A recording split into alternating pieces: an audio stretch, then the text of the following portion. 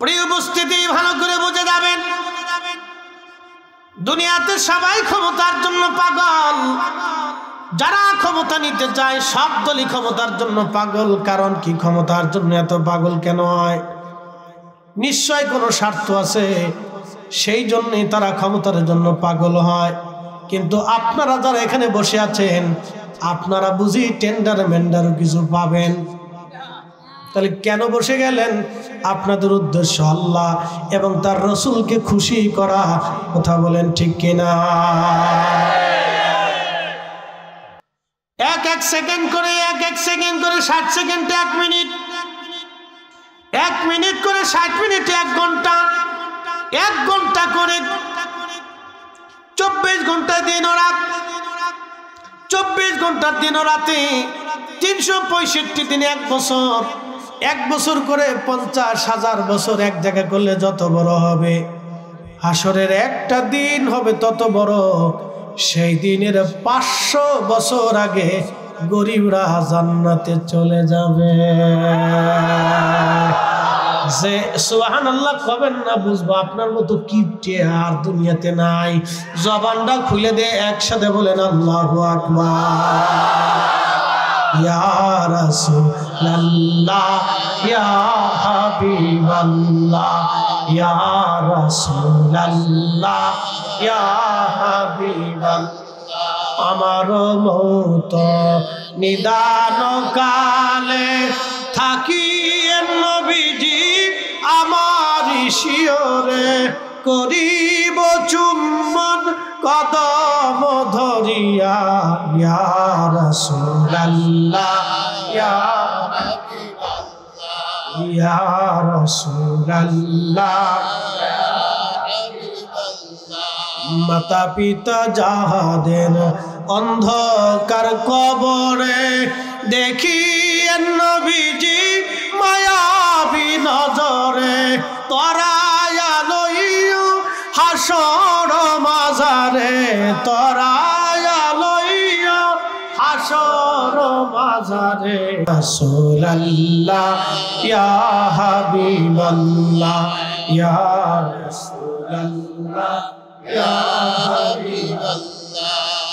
এ বানিয়াচুনবাসী মনোযোগ দিবেন, রোম সাম্রাজ্য বিজয় হবে। সাহাবীরা সেই দিন বিনা বাক্যে বিশ্বাস করে নিল নবী ঠিক। পাহাড়ের মতো তীর শক্ত করে আমার রসুলের ডানে বামে থেকে তারা যুদ্ধ করলো সেই দিন। বলে হ্যাঁ রসুল ঠিক। ঠিক 30 বছর পরে, কত বছর? 30 বছর পরে সাহাবীরা, এই নবীর উম্মতেরা রোম সাম্রাজ্য দখল করলো, পার্সিয়ান সাম্রাজ্য দখল করলো। তারও 400 বছর পরে এসে পুরাপুরি রোম সাম্রাজ্য দখল করে নিল উসমানীয়রা। উসমানী সাম্রাজ্যের অন্যতম সুলতান ফাতে মুহাম্মদ, তার কথা নবীজি ভবিষ্যৎবাণী করে দিয়ে বলেছিলেন, মুসলমানরা কনস্টান্টিনোপল বিজয় করবে।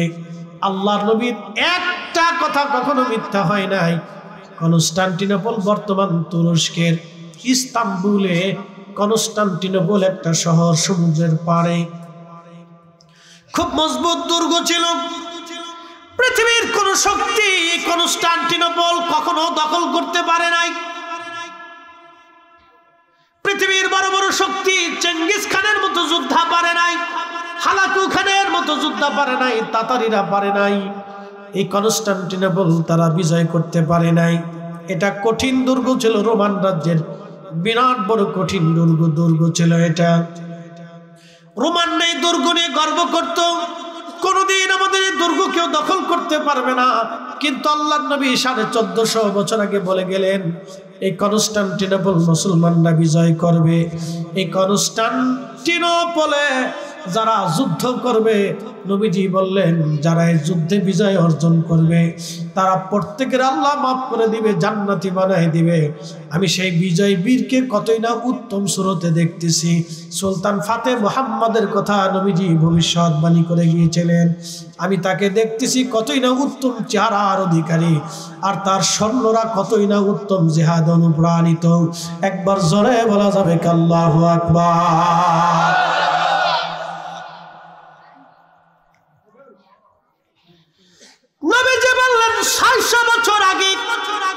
কনস্টান্টিনোপল বিজয়ী হলো 600 বছর পরে। একসাথে বলবেন আল্লাহু আকবার। কত বছর আগে বলেছিল? 600 বছর আগে বিজয় হলো। 600 বছর পরে রাসূলের কথা কি মিথ্যা হবে? হবে? হবে না, একটা হবে না। সাহাবে کرام সেই দিন পাহাড়ের মতো দাঁড়িয়ে থেকে বিশ্বাস করেছিল। আমাদেরকে বিশ্বাস হতে হবে।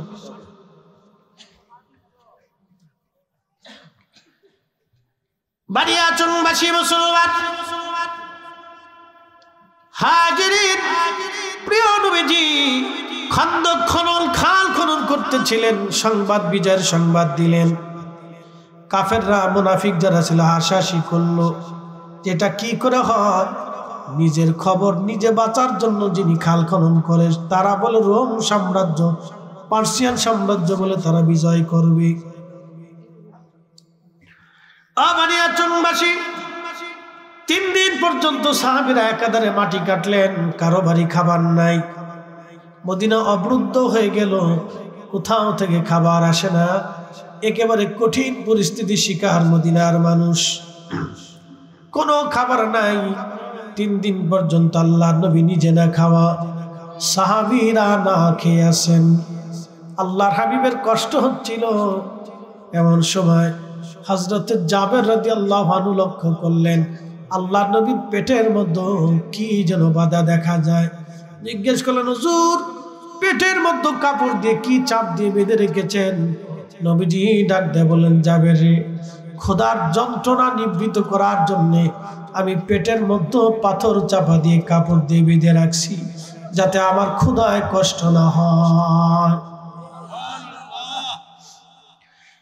জাবের বলতেছে, হুজুর আমি কি মরে গেছি? আপনি কেন আগে বলেন নাই আপনি ক্ষুধার্ত?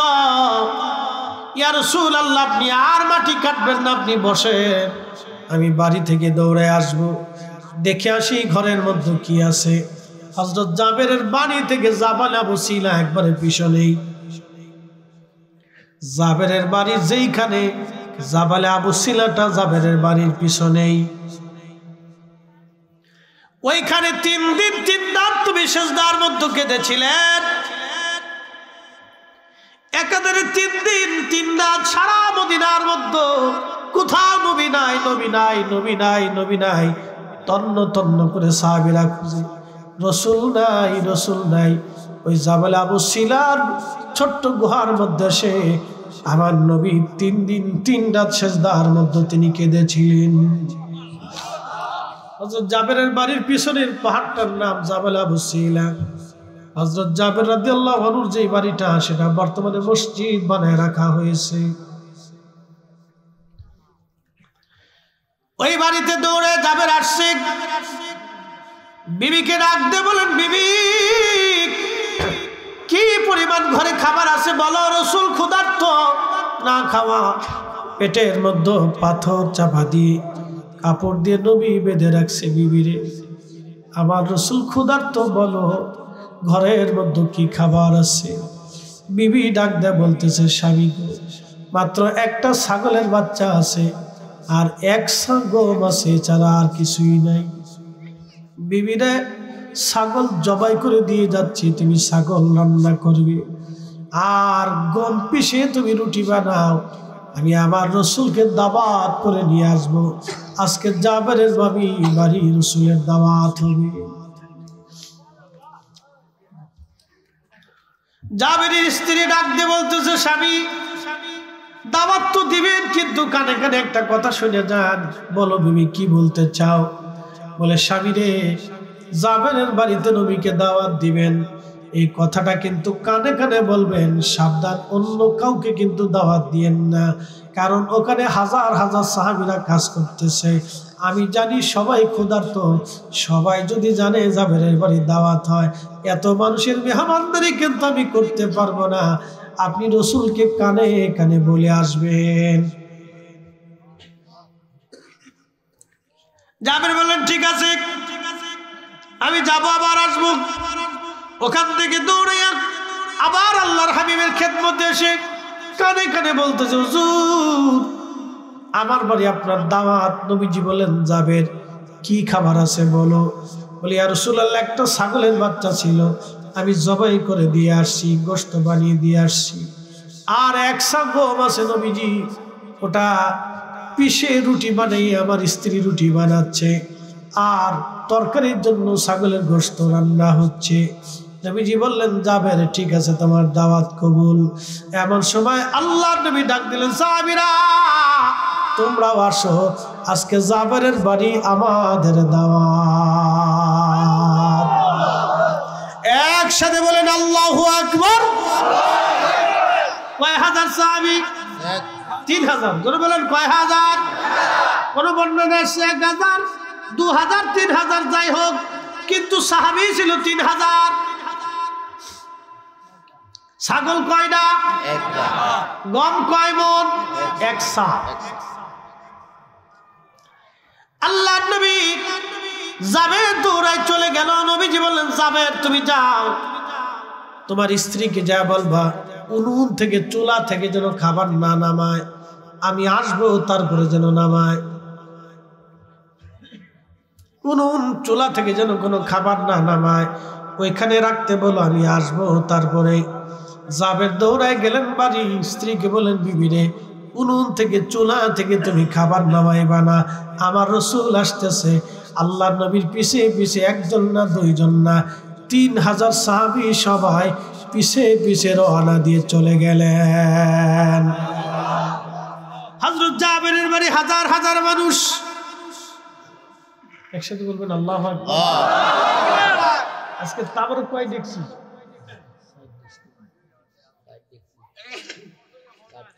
তাবরক দেখছি কয়টা? 60 না? আচ্ছা 60 রাখলাম, ধরে 60। তো 60 দেখছি তাবরক আজকে আমাদের সবার জন্য রান্না হয়েছে, কিন্তু পেট ভরে খাওয়ার কোনো সুযোগ নেই।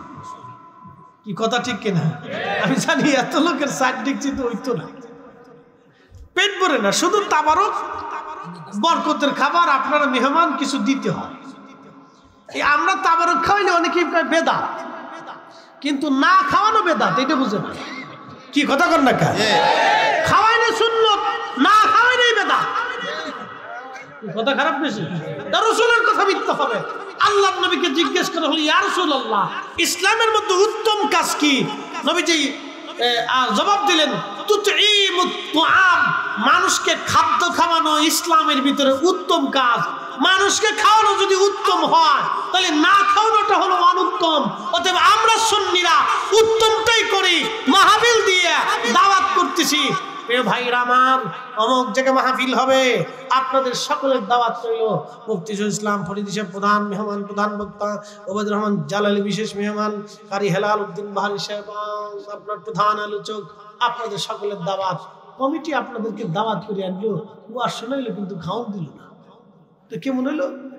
আপনারা তো কমিটির মেহমান। কি কথা কর না? কমিটির কি মেহমান? তো মেহমানকে তো পানি হইলেও খাওয়াইব। কথা কর না কেন? মেহমানকে পানি হইলেও তো খাওয়াইতে হবে। কি কথা কর না কেন? আপনারা কি মেহমান? জোরে বলেন, আপনারা কি মেহমান? কারা মেহমানদারি করবে? কমিটির দায়িত্ব আপনাদেরকে মেহমানদারি করা, তারা আপনাদেরকে দাওয়াত দিচ্ছে। তো পানি হলেও তো খাবে, আমরা যেমন চা খাওয়াইতেছে, আপনার তো চা হলেও খাওয়াইবে। কি কথা কর না কেন? তো সেখানে তাবারক খাওয়ানোর পর একদলের শরীরে চুল কাঁপে বেদা। আরে বেটা, আমরাই তো অরিজিনাল সুন্নাত করতেছি। কি কথা কর না কেন? الذي خلق الموت والحياة ليبلوكم أيكم أحسن عملا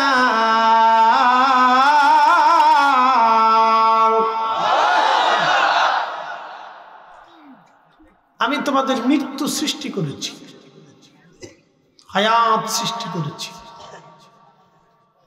পরীক্ষা করব, তোমাদের সবাইকে পরীক্ষা করব। আইয়ুকুম আহসানু আমালা, কে ভালো কাজ করো আমি সেটা দেখব, কে ভালো আমল করো আমি আল্লাহ সেটা দেখবো। সেজন্য তোমাদেরকে পরীক্ষায় পৃথিবীতে পাঠিয়েছি।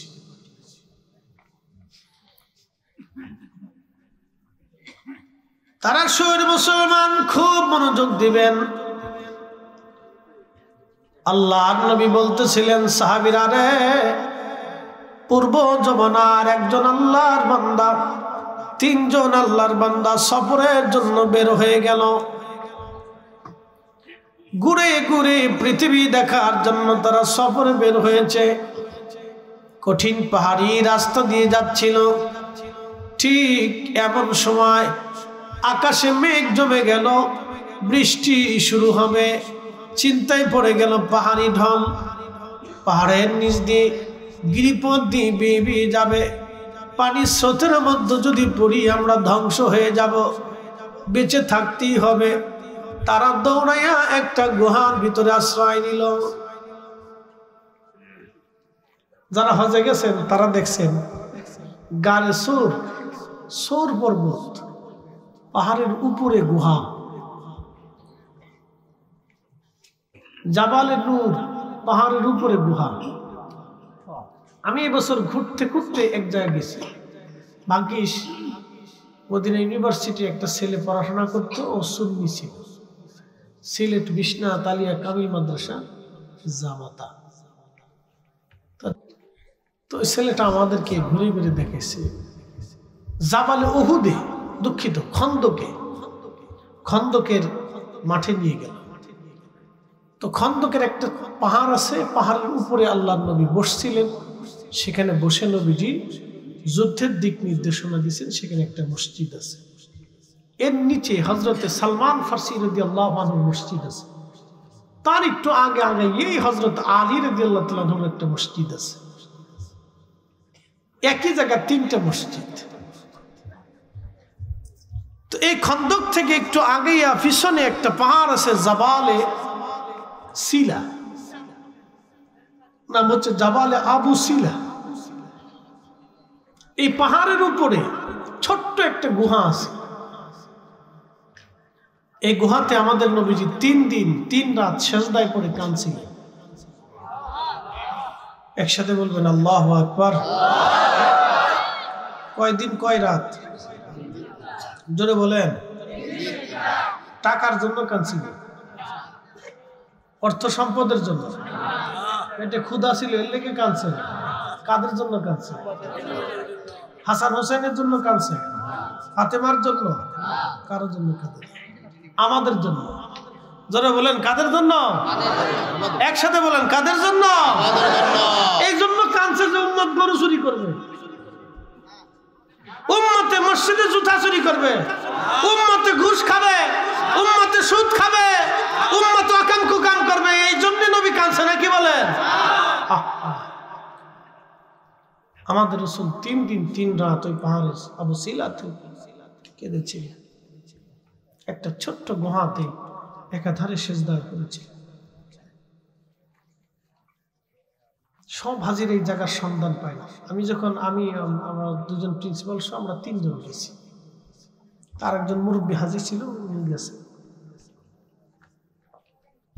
তো ওখান থেকে দোয়া খেয়াল করলাম, আমরা মিলাদ শরীফ পড়লাম, পরে দোয়া করলাম। দোয়া করে নামার পরে দেখি আফগানিরা, বাপরে বাপ, সব দৌড়ে আসতেছে। আফগানিরা তো পাহাড় বাইতে পারে খুব।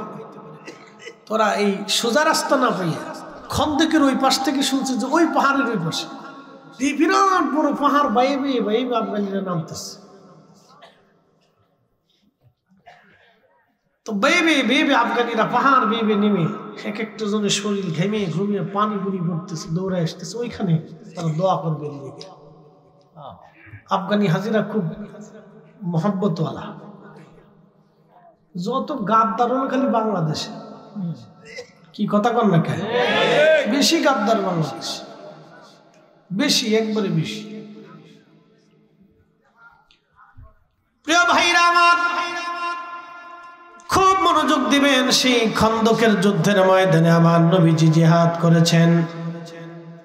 সালমান ফার্সি রাদিয়াল্লাহু আনহু এখানে বসা ছিলেন। তিনি যেইখানে বসে যুদ্ধের দিক নির্দেশনা দিয়েছেন, ওইখানে একটা মসজিদ বানানো হয়েছে। হযরত আলী যেখানে বসা ছিলেন ওইখানে একটা মসজিদ হয়েছে।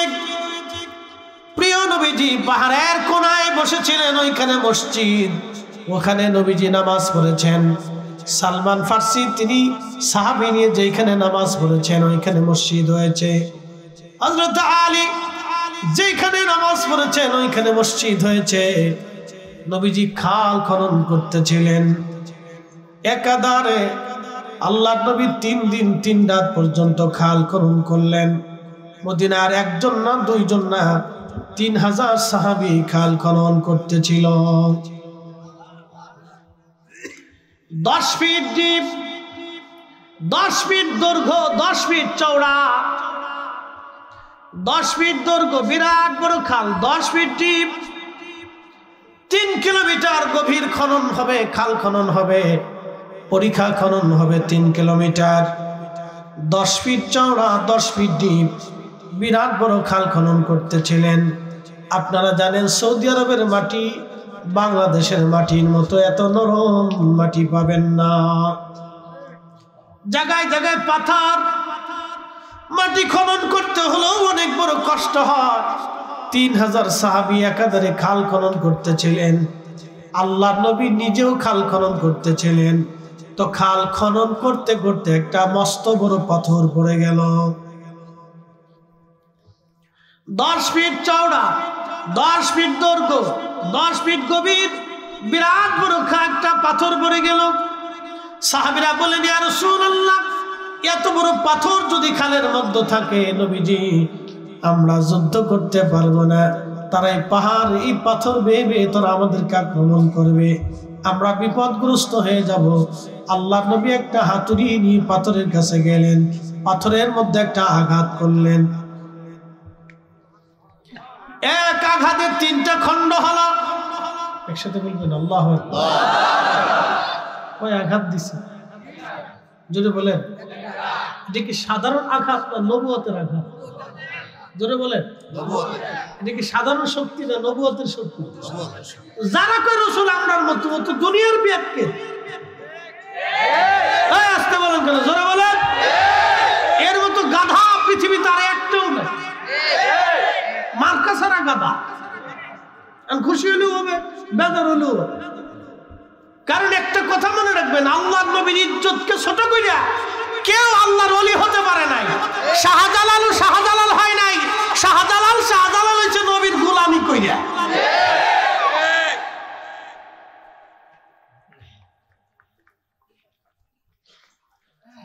বানিয়াচুরবাসী মনোযোগ দিবেন। বিরাট বড় পাথর, এই পাথরখানাতে নবীজি একটা ঘাত করলেন, 3 খণ্ডে বিভক্ত হলো। পাথরের ভিতর থেকে আগুন বের হয়ে আসলো। আগুন কি বের হলো? আগুন বের হয়ে আসলো। নবীজি ডাক দিয়ে বলেন, সাহাবীরা রে, পারস্য সাম্রাজ্য আমাদের দখলে আসবে। কি সাম্রাজ্য? পারস্য সাম্রাজ্য। সাম্রাজ্য বুঝেন নাই? বুঝাইতেছি। বাংলাদেশের মতো একটা ছোট্ট দেশ না, বাংলাদেশের মতো অন্তত 100-150 দেশ নিয়ে একটা সাম্রাজ্য হতো। একসাথে বলবেন আল্লাহু আকবার। ফার্সিয়ান সাম্রাজ্য পৃথিবীর এক বিরাট শক্তিশালী সাম্রাজ্য ছিল। এরা পৃথিবীতে একসময় বড় যোদ্ধা ছিল। বর্তমান ইরান, ও দেখেন না কাউরে ভয় পায় না, আমেরিকারও তেল দেয় না, ওই ইসরায়েলেরও তেল দেয় না। এই ইরানকে কেন্দ্র করে, ওরা আগে থেকে যোদ্ধা জাতি, ইরানকে কেন্দ্র করে একটা সাম্রাজ্য ছিল, এটার নাম ফার্সিয়া। আস্তে আস্তে দিয়ে যে এমনি দিতেছেন তো তুফান উড়ে এসেছেন না, মহাব্বত করে দিতেছেন, কিন্তু ওই ওয়াদের সময় ঘামে গেলে শরীর ঠান্ডা লাগবে, তার লেগে হেরে কষ্ট দিতেছি। তো আস্তে আস্তে দিলে একটা লেভেলে আসবে, ধীরে ধীরে দেন আর কি, মানে বাঁচাও না মরাও না আর কি।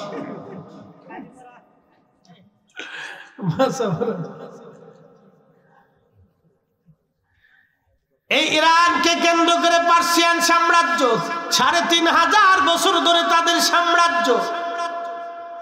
এই ইরানের মানুষ আগে আগুনের পূজারী ছিল, আগুন পূজা করত। এই ইরানের মানুষ আগে আগুন পূজা করত। আপনারা জানেন বাংলাদেশে একটা গাড়ি আছে, নাম টাটা গাড়ি আছে না? এই টাটা কোম্পানির যিনি মালিক রতন টাটা, তিনি কিন্তু আগুনের পূজারী ছিলেন। তার আদি বাড়ি ছিল ইরান। সে অরিজিনাল ইন্ডিয়ান না, সে ইরানি একজন ব্যক্তি। ভারতবর্ষের মধ্যে আপনি যা দেখবেন সেটা হিন্দুদের তৈরি করা কিছুই নাই, সবই মুসলমানের তৈরি করা। ভারতের যিনি পারমাণবিক অস্ত্র তৈরি করে দিয়েছেন, পারমাণবিক বোমা ভারতে যিনি বানিয়ে দিয়েছেন, তিনি ডক্টর এপিজে আব্দুল কালাম। তিনি পারমাণবিক বিজ্ঞানী ছিলেন।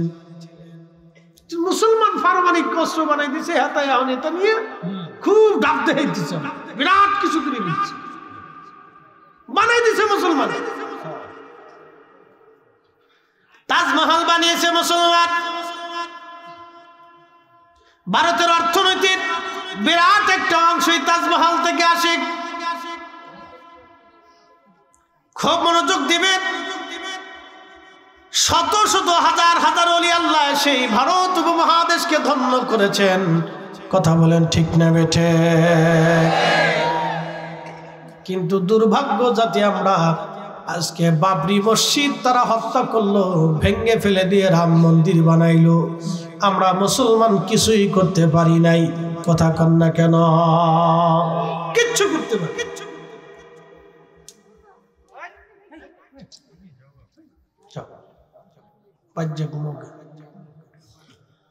মনোযোগ দিয়ে, এই পার্সিয়ানরা আগুনের পূজা করত। তারা ভাবতো আগুনই খোদা। আচ্ছা, আপনাদের কি মনে হয় আগুন খোদা? এটা ফু দিলে নিভে যায় না? নিভে যায় না? আবার আমরা ইচ্ছা করলে জ্বালে। তাহলে যেটা বান্দা জ্বালায়, ফু দিলে নিভে যায়, পানি মারলে নিভে যায়, হেতা খোদা কেমনে? কি কথা কর না কেন? কেউ পাথর দিয়ে মূর্তি বানায়, সেজদা দেয়। আচ্ছা, যেটা নিজে বানাইলাম এদের সেজদা দিয়ে কি লাভ? কোন লাভ। মনোযোগ দিবেন। কেউ মনে করে এটাই আমার খোদা, কেউ সাগরে পূজা দেয়, কেউ পাহাড়ের সামনে পূজা দেয়, ভাবে এটাই আমার খোদা। কেউ সূর্যের পূজা করে, সূর্যের সেজদা দেয়, বলে এটাই আমার খোদা। আচ্ছা, আপনারা বলেন তো, সূর্য আবার অস্ত যায়, সূর্য আবার উদয় হয়। সূর্যের আলো কখনো একবারে ঠান্ডা ঠান্ডা হয়ে যায়, সূর্যের আলো আবার কখনো গরম হয়ে যায়।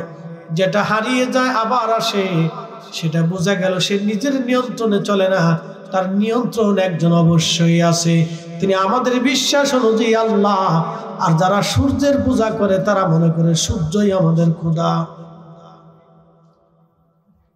কিন্তু আজকের আধুনিক বিজ্ঞান বলছে সূর্য খোদা না। বলে কারণ কি? সূর্যের চাইতে বড় বড় নক্ষত্র মহা সৃষ্টিতে আল্লাহ বানায় রাখছে। তার একটা নক্ষত্রের পরিচয় দিয়ে যায়, কষ্ট হবে? বাচ্চা কাচ্চাদের ঘুম আসতেছে নি, বিরাট বড় বড় মুসল্লি সব সামনের কাতারে বসে গেছে। বাপরে বাপ, পাকা মুসল্লি, ওদের থাকতে হবে। ওরা না থাকলে আগামী দিন অন্ধকার হয়ে যাবে, ওরাই থাকবে, আমরা কবরে চলে যাবো। ঠিক কিনা? মুসলমান বানিয়াচলবাসী, এই সূর্যটা 13 লক্ষ পৃথিবী এক জায়গা করলে যত বড় একটা সূর্য তত বড়। তাহলে যারা সাগরকে সেজদা দেয়, সাগরের পূজা করে, বোঝা গেল তারাও ভুলের মধ্যে আছে। কারণ এই সাগরের চাইতে বড় কিছু আল্লাহ বানাইছে, সেটা হলো সূর্য। মনোযোগ দিয়ে শুনে যাবেন, এই সূর্যের চাইতে বড় কিছু আল্লাহ বানাইছে, সেটার নাম হলো ব্ল্যাক হোল।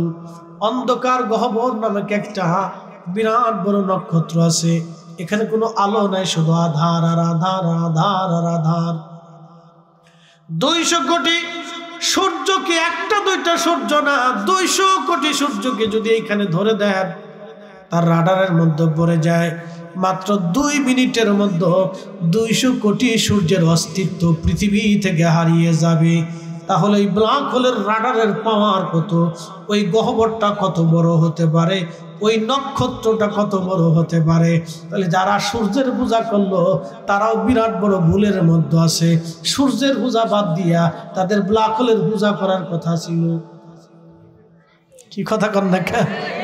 তাহলে বোঝা গেল সূর্য যে বানাইছে, সূর্য যে চালাইছে, সূর্যের যে আলো দিছে, তাম সৃষ্টিকে যে বানাইছে সুনিয়ন্ত্রিত ভাবে, যিনি সৃষ্টিকে চালাচ্ছেন, সবকিছু যিনি খাওয়াচ্ছেন, তিনি আমাদের রব। তিনি আমাদের আল্লাহ, তিনি একমাত্র খোদা। একসাথে বলেন আল্লাহু আকবার। তিনি কে?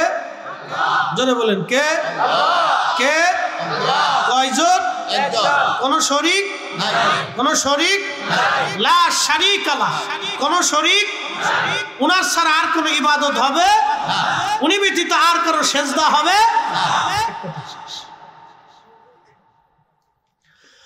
قل هو الله أحد الله الصمد لم يلد ولم يولد। মক্কার কাফেররা এসে নবীকে আক্রমণ করলো খন্দকে। কারণ কি?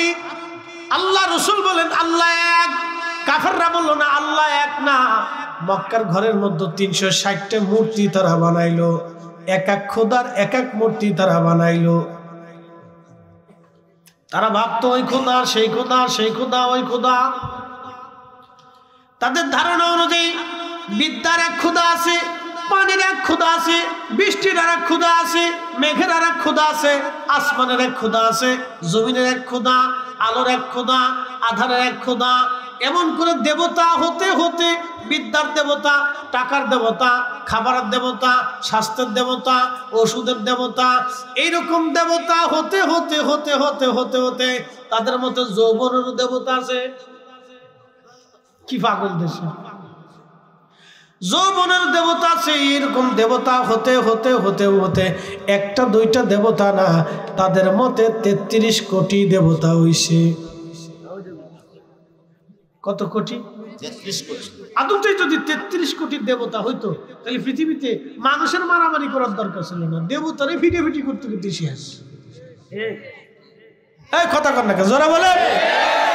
বর্তমান পৃথিবীতে দুইটা বিশ্ব দুই ভাগে বিভক্ত। আবার বলি, বর্তমান পৃথিবী বিশ্ব কয় ভাগে বিভক্ত? দুই ভাগে। এক ভাগ হচ্ছে রাশিয়া আর একটা হচ্ছে আমেরিকান বেল্ট।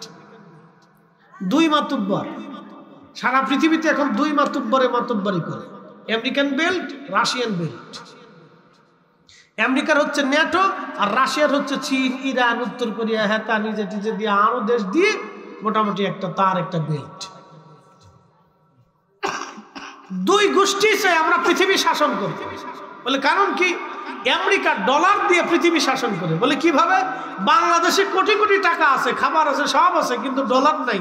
আপনি ব্যবসা করতে পারবেন না, বিদেশ যাইতে পারবেন না, আমদানি করতে পারবেন না, রপ্তানি করতে পারবেন না। কি এক আজব কারখানা! চিন্তা করেন তো।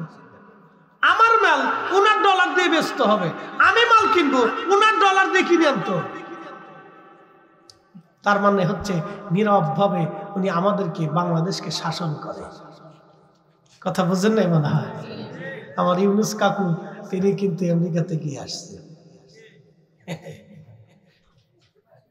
ভাবতেছেন যে বিরাট ভালো হয়েছে, এত ভালো ভালো না।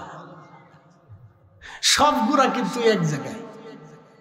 ওই ওই জাতিসংঘের ওখান থেকে জ্বালার আসার দেব তাই কিচ্ছু না। আমাদের এই দেশে ডলার যদি না থাকে তো কিচ্ছু নেই। যদি আমেরিকা বলে যে তোমার দেশ থেকে আমরা গার্মেন্টস নিব না, টাকা দিব না, টাকা নিব না, আমদানি রপ্তানি সব বন্ধ, বাংলাদেশ 6 মাসে ফকির হয়ে যাবে। আপনি ঠিক বললেও ঠিক, না ঠিক বললেও ঠিক। আমেরিকার সাথে একটু যুদ্ধ করে দেন, তাই বুঝবেন জ্বালা কারে করে।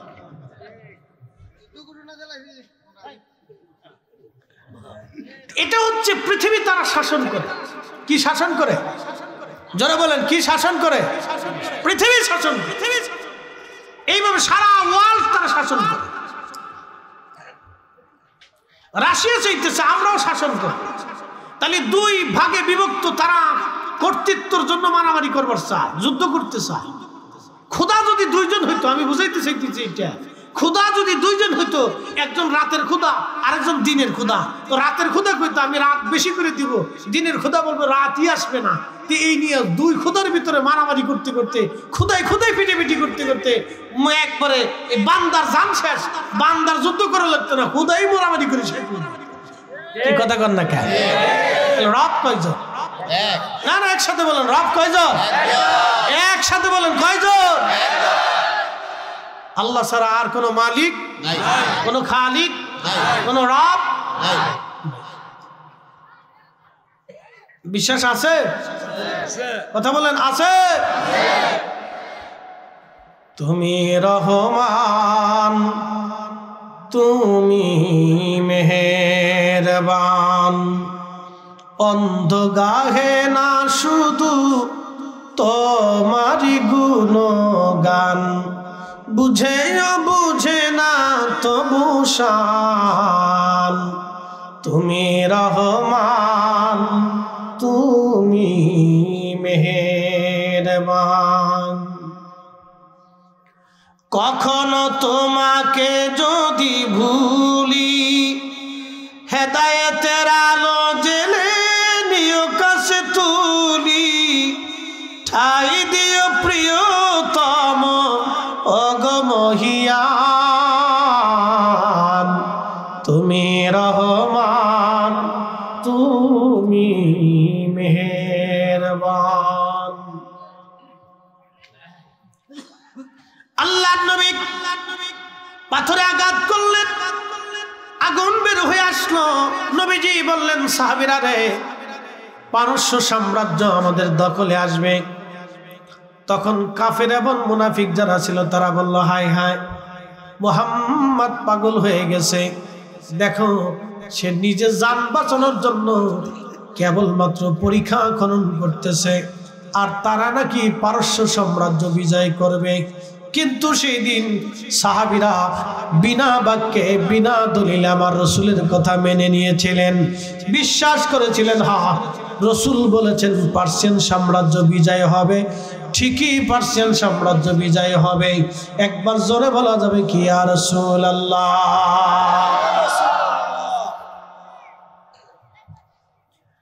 বানিয়াচংবাসী মনোযোগ দিবেন। পাথরে একটা আঘাত করার কারণে 3টা টুকরা হলো। এরপরে নবীজি আর একটা আঘাত করলেন, বাকি খণ্ডগুলি 3টা করে খণ্ড হয়ে গেল। 3 খণ্ড 9 খণ্ড হলো। ওখান থেকে আগুন বের হয়ে আসলো। নবীজি বললেন, সাহাবীরা রে, রোম সাম্রাজ্য বিজয় হবে, রোম সাম্রাজ্য বিজয় হবে। আল্লাহ নবী এই কথা বলার পরে সাহাবীরা বিনা বাক্যে বিশ্বাস করে নিল, হ্যাঁ, রসুল যেটা বলেছেন এটাই ঠিক। আল্লাহ নবীর একটা কথাও কখনো মিথ্যা হয় নাই, ভুলে পর্যবসিত হয় নাই। একবার জোরে বলা যাবে কি, মারহাবা। আপনাদের কি মনে হয়, রসুলের কথা 2-1টা মিথ্যা হবে? ভুল টুল হবে? তিনি যা ভবিষ্যৎবাণী করেছেন তা হবে কিনা? জোরে বলেন, হবে কিনা?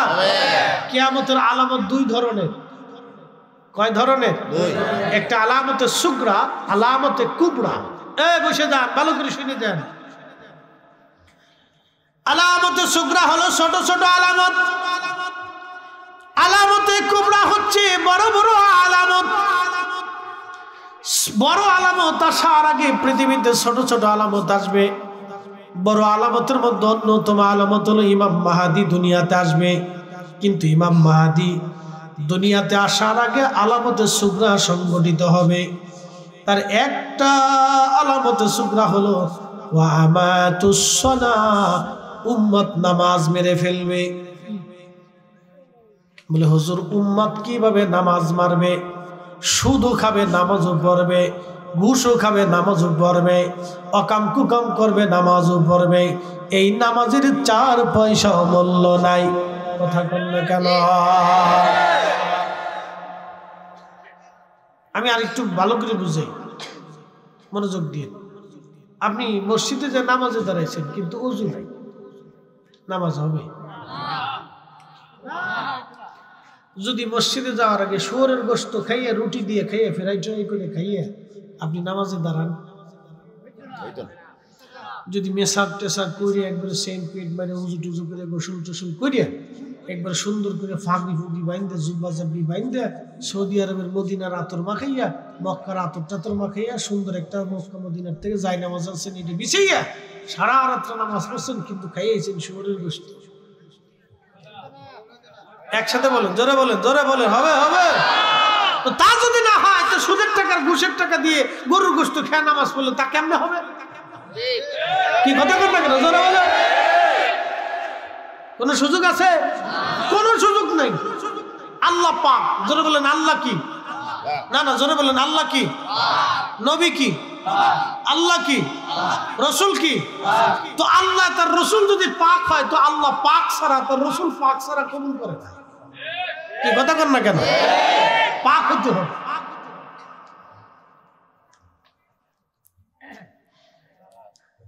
কষ্ট হলি হয়ে গিয়ে কিছু করার নেই, বেজার হলেও হয়ে গিয়ে কিছু করার নেই। হক কথা তিতা লাগে। হক কথা কি?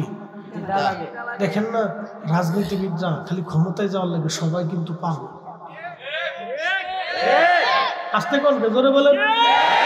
সবাই ক্ষমতার লেগে পাগল। কারণ কি জানেন? ক্ষমতায় গেলে রাতারাতি ধনী হওয়া যায়। এটা কিন্তু একটাও মিশে কথা না। সব খালি এর লেগে পাগল হয়ে যায়। আমরা তো পাগল হই না। জীবনে দেখছেন আমি কইছি আমি এমপি হবো, মন্ত্রী হবো, মিনিস্টার হবো, প্রধানমন্ত্রী হবো, হইছি নি না? আমরা তো পাগল হই না। তার একবারে পাগল হই কেন? তো বুঝে যা। প্রিয় উপস্থিতি, ভালো করে বুঝে যাবেন, দুনিয়াতে সবাই ক্ষমতার জন্য পাগল। যারা ক্ষমতা নিতে চায় সব দলই ক্ষমতার জন্য পাগল। কারণ কি? ক্ষমতার জন্য এত পাগল কেন হয়? নিশ্চয় কোনো স্বার্থ আছে, সেই জন্যই তারা ক্ষমতার জন্য পাগল হয়। কিন্তু আপনারা যারা এখানে বসে আছেন, আপনারা বুঝি টেন্ডার মেন্ডারও কিছু পাবেন। তাহলে কেন বসে গেলেন? আপনাদের উদ্দেশ্য আল্লাহ এবং তার রসুলকে খুশি করা। কথা বলেন ঠিক কিনা? একই মানুষ, একই চামড়া, একই চোখ, একই কাঠ, একই দেহ, একই খাবার, একই ভাত। আপনিও যে ভাত খান, প্রধানমন্ত্রীরাও সেই ভাত খায়, কোটিপতিরাও সেই ভাত খায়। আপনি যেই বেগুন খান তিনি একই বেগুন খায়। আপনি যেই মাছ খান তিনি তার চেয়ে বেশি ভালোটা খায় না। আপনি খান টাটকা, আরে খায় ফ্রিজেরটা।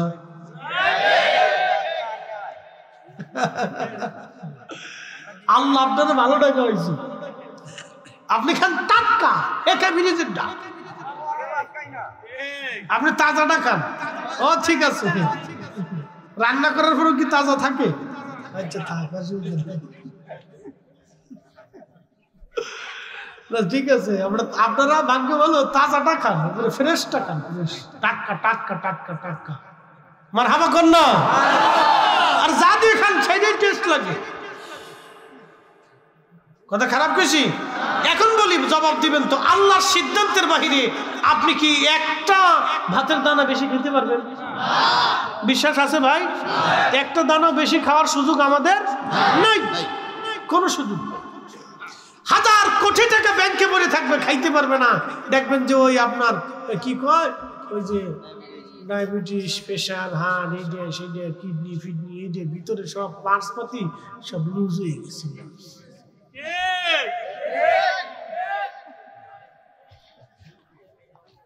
এটা কি পানি?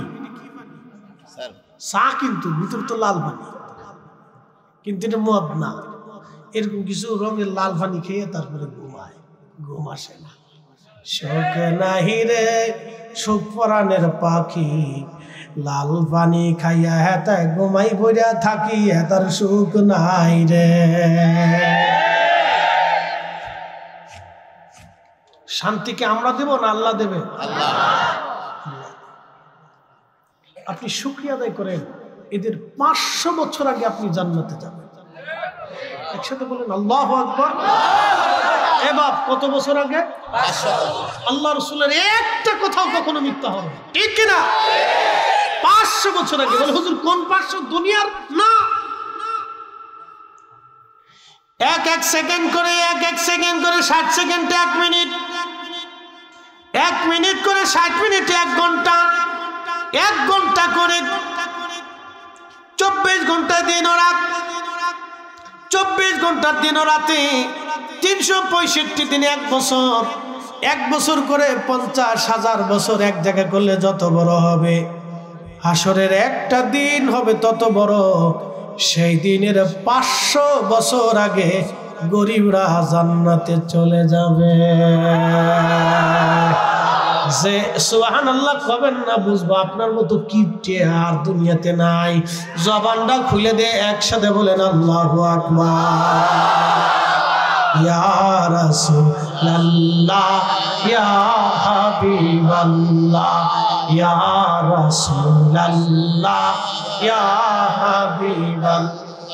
আমার মত নিদান কালে থাকি নবীজি আমার শিয়রে করিব চুম্বন কদম ধরিয়া। ইয়া রাসূলুল্লাহ ইয়া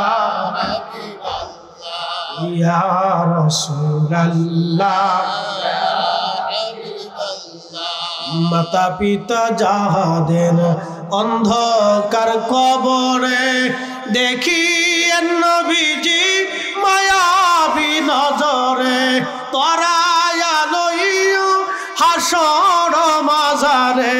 তরায়া লইও হাসর মাজারে। রাসূলুল্লাহ ইয়া হাবিবাল্লাহ ইয়া রাসূলুল্লাহ ইয়া হাবিবাল্লাহ। আল্লাহুম্মা সাল্লি আলা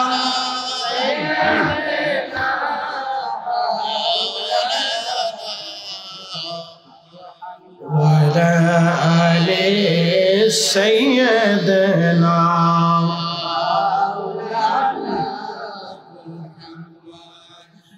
বানিয়াচুনবাসী মনোযোগ দিবেন। রোম সাম্রাজ্য বিজয় হবে। সাহাবীরা সেই দিন বিনা বাক্যে বিশ্বাস করে নিল নবী ঠিক।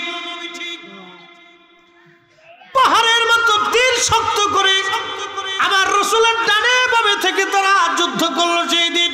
বলে হ্যাঁ রাসূল ঠিক। ঠিক 30 বছর পরে, কত বছর? 30 বছর পরে সাহাবীরা এই নবীর উম্মতেরা রোম সাম্রাজ্য দখল করলো, পার্সিয়ান সাম্রাজ্য দখল করলো। আরো 400 বছর পরে এসে পুরাপুরি রোম সাম্রাজ্য দখল করে নিল উসমানীয়রা। উসমানী সাম্রাজ্যের অন্যতম সুলতান ফাতে মুহাম্মদ, তার কথা নবীজি ভবিষ্যৎবাণী করে দিয়ে বলেছিলেন মুসলমানরা কনস্টান্টিনোপল বিজয় করবে। আল্লাহর নবীর একটা কথা কখনো মিথ্যা হয় নাই। কনস্টান্টিনোপল বর্তমান তুরস্কের ইস্তাম্বুলে কনস্টান্টিনোপল একটা শহর, সমুদ্রের পাড়ে। খুব মজবুত দুর্গ ছিল। পৃথিবীর কোন শক্তি কনস্টান্টিনোপল কখনো দখল করতে পারে নাই। পৃথিবীর বড় বড় শক্তি চেঙ্গিস খানের মতো যোদ্ধা পারে নাই, হালাকু খানের মতো যোদ্ধা পারে নাই, তাতারিরা পারে নাই। এই কনস্টান্টিনোপল তারা বিজয় করতে পারে নাই। এটা কঠিন দুর্গ ছিল, রোমান রাজ্যের বিরাট বড় কঠিন দুর্গ ছিল এটা। রোমান এই দুর্গ নিয়ে গর্ব করত, কোনদিন আমাদের এই দুর্গ কেউ দখল করতে পারবে না। কিন্তু আল্লাহর নবী 1450 বছর আগে বলে গেলেন এই কনস্টান্টিনোপল মুসলমানরা বিজয় করবে। এই কনস্টান্টিনোপলে যারা যুদ্ধ করবে, নবীজি বললেন যারা এই যুদ্ধে বিজয় অর্জন করবে তারা প্রত্যেকের আল্লাহ মাফ করে দিবে, জান্নাতি বানাই দিবে। আমি সেই বিজয় বীরকে কতই না উত্তম সুরতে দেখতেছি। সুলতান ফাতে মুহাম্মদের কথা নবীজি ভবিষ্যৎবাণী করে গিয়েছিলেন।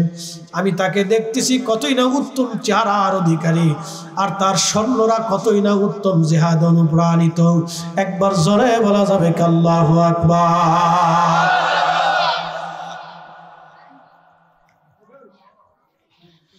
নবীজি বললেন 600 বছর আগে কনস্টান্টিনোপল বিজয় হলো। 600 বছর পরে একসাথে বলবেন আল্লাহু আকবার। কত বছর আগে বলেছিল? 600 বছর আগে বিজয় হলো। 600 বছর রাসূলের কথা কি মিথ্যা হবে? হবে? হবে না, একটা হবে না। সাহাবে کرام সেই দিন পাহাড়ের মতো দাঁড়িয়ে থেকে বিশ্বাস করেছিল। আমাদেরকে বিশ্বাস হয়ে গেল।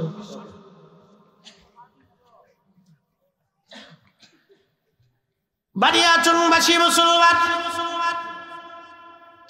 হাজিরিন, প্রিয় নবীজি খন্দক খনন, খাল খনন করতেছিলেন। সংবাদ, বিজয়ের সংবাদ দিলেন।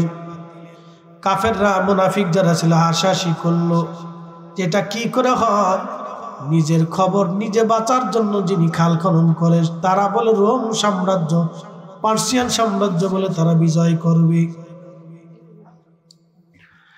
বানিয়াচংবাসী 3 দিন পর্যন্ত সাহাবীরা একাধারে মাটি কাটলেন, কারো বাড়ি খাবার নাই।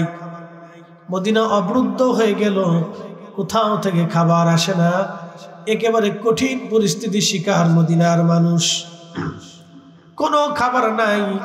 3 দিন পর্যন্ত আল্লাহর নবী নিজে না খাওয়া, সাহাবীরা না খেয়ে আছেন। আল্লাহর হাবিবের কষ্ট হচ্ছিল। এমন সময় হযরত জাবের রাদিয়াল্লাহু আনহু লক্ষ্য করলেন আল্লাহর নবীর পেটের মধ্যে কি যেন বাধা দেখা যায়। জিজ্ঞেস করলেন, হুজুর পেটের মধ্যে কাপড় দিয়ে কি চাপ দিয়ে বেঁধে রেখেছেন? নবীজি ডাক দিয়ে বললেন, জাবের রে, খোদার যন্ত্রণা নিবৃত করার জন্য আমি পেটের মধ্যে পাথর চাপা দিয়ে কাপড় দিয়ে বেঁধে রাখছি, যাতে আমার ক্ষুধায় কষ্ট না হয়। জাবের বলতেছে, হুজুর আমি কি মরে গেছি? আপনি কেন আগে বলেন নাই আপনি ক্ষুধার্ত? ইয়া রাসূলুল্লাহ, আপনি আর মাটি কাটবেন না, আপনি বসেন, আমি বাড়ি থেকে দৌড়ে আসব, দেখে আসি ঘরের মধ্যে কি আছে। হযরত জাবেরের বাড়ি থেকে জাবাল আবু সিলা একবারে পিছনেই। জাবেরের বাড়ি যেইখানে, জাবাল আবু সিলাটা জাবেরের বাড়ির পিছনেই। ওইখানে 3 দিন 3 রাত তুমি সিজদার মধ্যে কেঁদেছিলেন। একাধারে 3 দিন 3 রাত সারা মদিনার মধ্যে কোথাও নবী নাই, নবী নাই, নবী নাই, নবী নাই। তন্ন তন্ন করে সাহাবীরা খুঁজে, রসুল নাই, রসুল নাই। ওই জাবাল আবু সিলার ছোট্ট গুহার মধ্যে সে আমার নবী 3 দিন 3 রাত সিজদার মধ্যে তিনি কেঁদেছিলেন।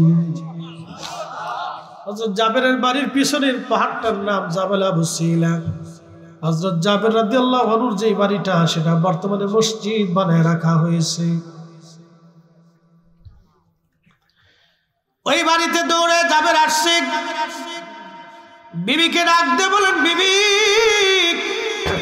কি পরিমাণ ঘরে খাবার আছে বলো? রসুল ক্ষুধার্ত, না খাওয়া, পেটের মধ্যে পাথর চাপা দিয়ে কাপড় দিয়ে নবী বেঁধে রাখছে। বিবিরে, আমার রসুল ক্ষুধার্ত, বলো ঘরের মধ্যে কি খাবার আছে?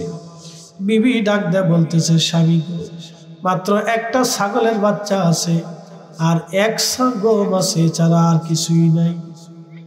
বিবিরে, ছাগল জবাই করে দিয়ে যাচ্ছি, তুমি ছাগল রান্না করবে আর গম পিষে তুমি রুটি বানাও, আমি আমার রসুলকে দাওয়াত করে নিয়ে আসবো। আজকে জাবেরের বাড়ি রসুলের দাওয়াত হবে। জাবেরের স্ত্রী ডাক দিয়ে বলতেছে, স্বামী দাওয়াত তো দিবেন, কিন্তু কানে কানে একটা কথা শুনে যান। বলো বিবি, কি বলতে চাও? বলে, স্বামী রে, জাবেরের বাড়িতে নবীকে দাওয়াত দিবেন, এই কথাটা কিন্তু কানে কানে বলবেন, সাবধান, অন্য কাউকে কিন্তু দাওয়াত দিয়েন না, কারণ ওখানে হাজার হাজার সাহাবীরা কাজ করতেছে।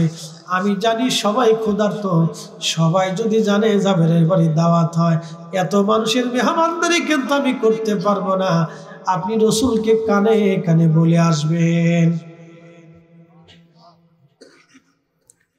জাবের বললেন, ঠিক আছে, আমি যাবো, আবার আসবো।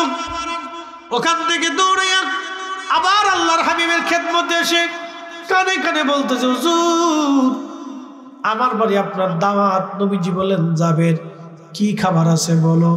বলি, ইয়া রাসূলুল্লাহ, একটা ছাগলের বাচ্চা ছিল, আমি জবাই করে দিয়ে আসছি, গোশত বানিয়ে দিয়ে আসছি, আর 1 সা গম আছে নবীজি, ওটা পিষে রুটি বানিয়ে আমার স্ত্রী রুটি বানাচ্ছে, আর তরকারির জন্য ছাগলের গোশত রান্না হচ্ছে। নবীজি বললেন, জাবের ঠিক আছে, তোমার দাওয়াত কবুল। এমন সময় আল্লাহর নবী ডাক দিলেন, সাহাবীরা তোমরাও আসো, আজকে জাবেরের বাড়ি আমাদের দাওয়াত। একসাথে বলেন আল্লাহু আকবার। কয় হাজার সাহাবী? 3000। জোরে বলেন, কয় হাজার? কোন বর্ণনা আছে 1000, 2000, 3000, যাই হোক, কিন্তু সাহাবী ছিল 3000। ছাগল কয়টা? একটা। গম কয় মন? 1 সা। আল্লাহর নবী জাবের দৌড়ায় চলে গেল। নবীজি বললেন, জাবের তুমি যাও, তোমার স্ত্রীকে যা বলবা উনুন থেকে চুলা থেকে যেন খাবার না নামায়, আমি আসবো তারপরে যেন নামায়। উনুন চুলা থেকে যেন কোনো খাবার না নামায়, ওইখানে রাখতে বলো, আমি আসবো তারপরে। জাবের দৌড়ায় গেলেন বাড়ি, স্ত্রীকে বলেন, বিবিরে উনুন থেকে চুলা থেকে তুমি খাবার নামাইবা না, আমার রাসূল আসতেছে। আল্লাহর নবীর পিছে পিছে একজন না দুইজন না 3000 সাহাবী সবাই পিছে পিছে রওনা দিয়ে চলে গেলেন। হযরত জাবেরের বাড়ি হাজার হাজার মানুষ। একসাথে বলবেন আল্লাহু আকবার। আজকে তাবরক কয় দেখছি?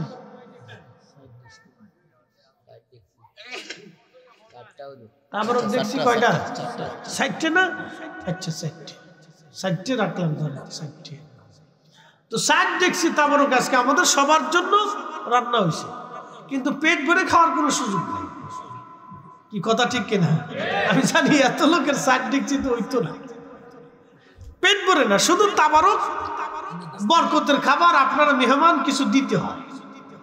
এই আমরা তাবারক খাওয়াইলে অনেকেই বেদাত, কিন্তু না খাওয়ানো বেদাত, এটা বুঝে না।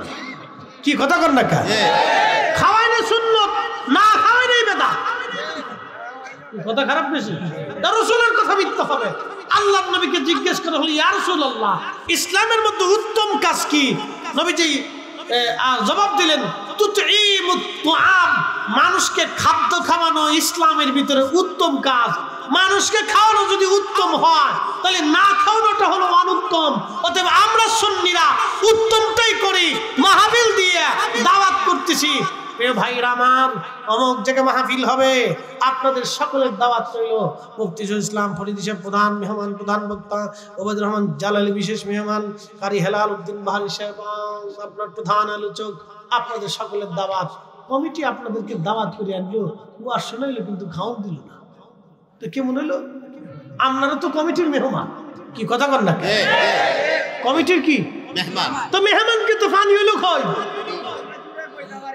কথা কর না কেন? মেহমানকে পানি হইলেও তো খাওয়াইতে হবে। কি কথা কর না কেন? আপনারা কি মেহমান? জোরে বলেন, আপনারা কি মেহমান? কারা মেহমানদারি করবে? কমিটির দায়িত্ব আপনাদেরকে মেহমানদারি করা, তারা আপনাদেরকে দাওয়াত দিচ্ছে। তো পানি হলেও তো খাবে, আমরা যেমন চা খাওয়াইতেছে, আপনার তো চা হলেও খাওয়াইবে। কি কথা কর না কেন? তো সেখানে তাবারক খাওয়ানোর পর একদলের শরীরে চুল কাঁপে বেদা। আরে বেটা, আমরাই তো অরিজিনাল সুন্নত করতেছি। কি কথা কর না কেন? দিছি সেইটা দলিল দিয়ে দিছে, এবার খাওয়াই দেওয়া কেমন লাগে?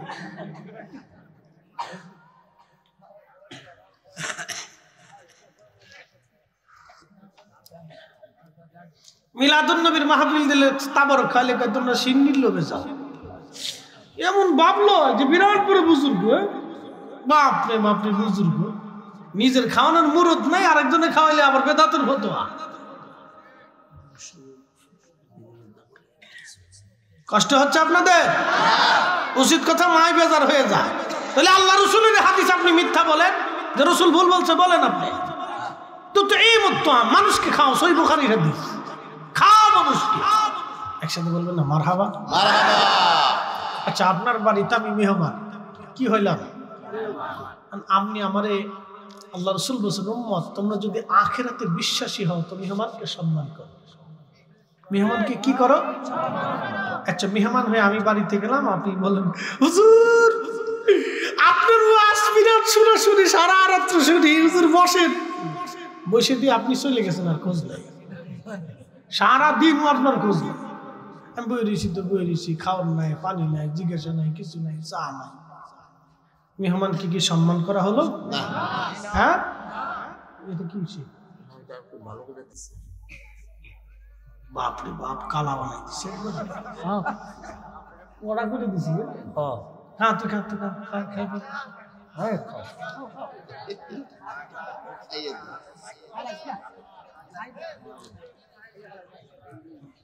খাইস নে বিপদ আছে।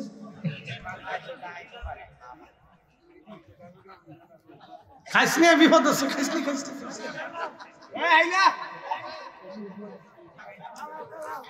সহস্র মানুষ কোন দিকে তাল পাইতেছে না, তাল পাইতেছে না। মরে গেলে মরে যাই গা, জানাজা পরে যাবো আজকে ইনশাআল্লাহ।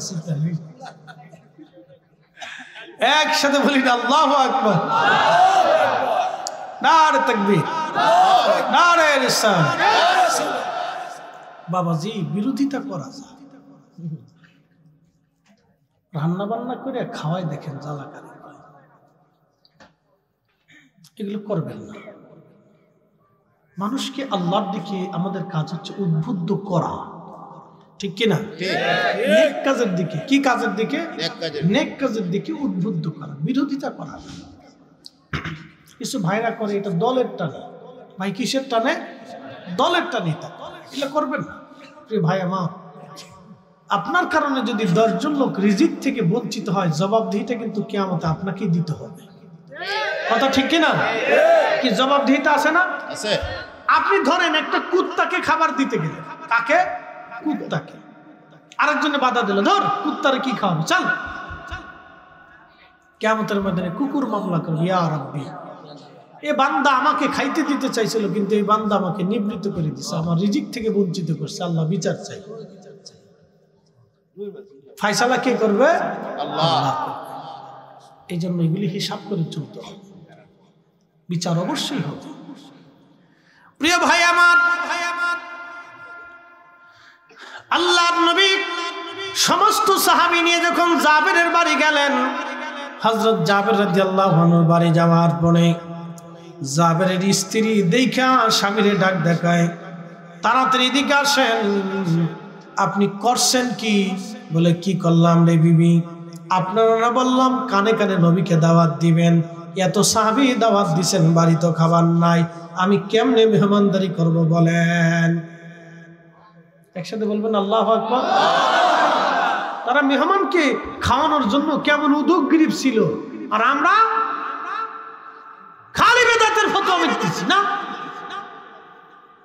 খালি ফতোয়া মারতে পারি। এ মুসলমান খুব মনোযোগ দিবেন। হযরত জাবের ডাক দিয়ে বলতেছে, বিবি রে, আমি কি আর দাওয়াত দিছি? আমি তো রাসূলকে দাওয়াত দিয়েছিলাম, কিন্তু সব সাহাবী ক্ষুধার্ত, কোন সাহাবীর খাবার ঘরে নাই। 3 দিন তারাও ক্ষুধা নিয়ে আল্লাহর হাবিবের সাথে মাটি কাটতেছিল। বিবি রে, নবী একা খাবে, সাহাবীরা না খেয়ে থাকবে, এটা হতে পারে না। সেই জন্য আল্লাহর নবী আমাদের সবাইকে দাওয়াত করে নিয়ে আসছে। একবার জোরে বলা যাবে কি মারহাবা? আমরা হুজুরের মাহফিলে এসে আমরা কি খাবো না আপনারাও খাবেন? কথা কন না কেন? একসাথে বলেন, আল্লাহর নবী একা খাইছে না সবাই নিয়ে খাইছে? জোরে বলেন, একা খাইছে না সবাই নিয়ে খাইছে? তো রাসূল যদি সবাই খাওয়াইতে পারে নিজে সহ, তাহলে আমরা কেন পারতাম না? কি কথা কন না কেন? আমি মাহফিলে এসে খাবো আর বেদাতের ফতোয়া দিব, তা তো হয় না।